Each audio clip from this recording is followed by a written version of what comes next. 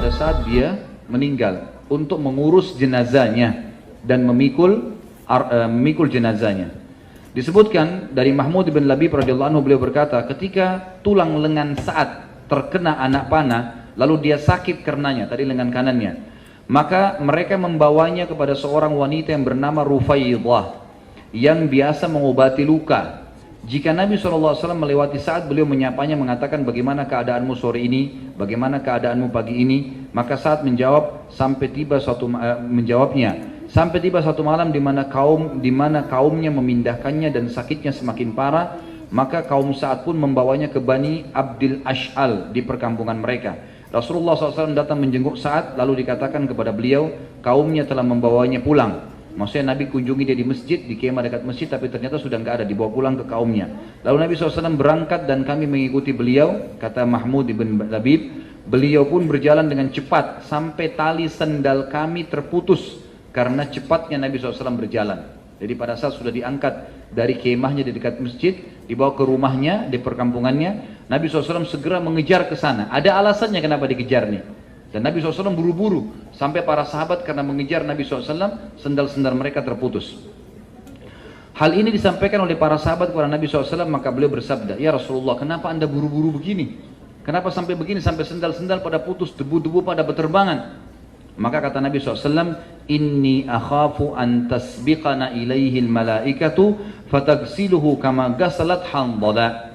Aku khawatir para malaikat mendahului kita memandikannya sebagaimana mereka memandikan Handalah.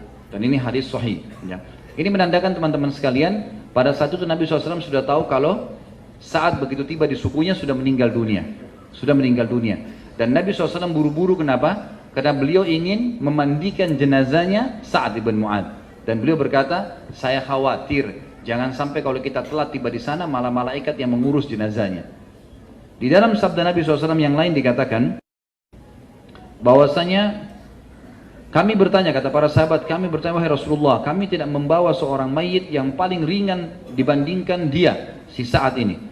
Maka kata Nabi SAW, ma yamna'uhu an yakhiffa wa qad habata minal malaikati kada wa kada lam yahbitu qattun qabla yaumihim qad hamaluhu ma'akum. Bagaimana tidak ringan jenazahnya? Jadi waktu sahabat angkat itu kayak ringan sekali.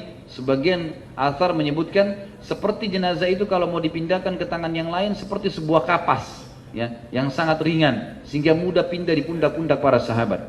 Mereka bertanya, Rasulullah, kami belum pernah mengangkat jenazah, bagaimana kalau jenazah kemudian seperti kapas, sangat ringan, gitu kan?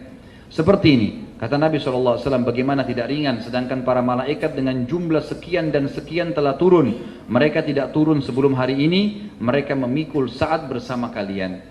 Dan ini bisa dilihat pun nomor 16, diriwayatkan Ibnu Sa'd dan dihasankan oleh Arnaud, ya, dalam Asy-Syiar.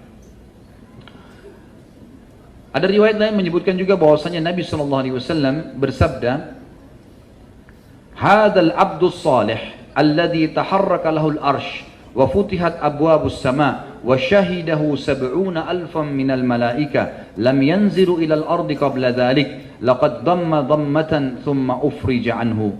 Ya, ini diriwayatkan oleh An-Nasa'i dalam Kitabul Janaiz dan juga disahihkan oleh Albani dalam Sahihul Jami'.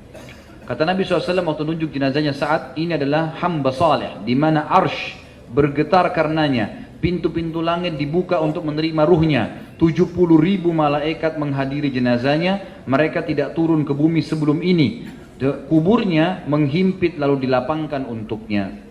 Jadi ini menandakan memang hadirnya 70.000 malaikat yang mengurus jenazah Sa'ad radhiyallahu anhu. Tadi ada riwayat, jadi disebutkan tentu Handalah, kalau teman-teman masih ingat riwayat Handalah kan?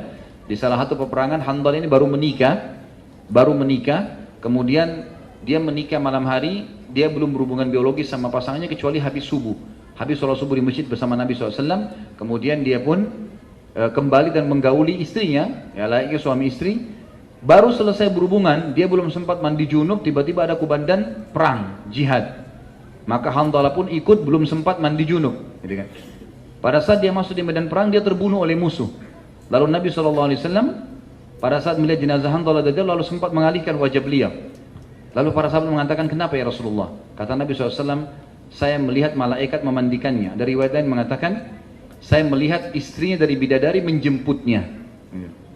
Jadi dia karena belum dimandikan, maka dimandikan oleh malaikat. Ini sebuah kemuliaan tentunya. Jadi teman-teman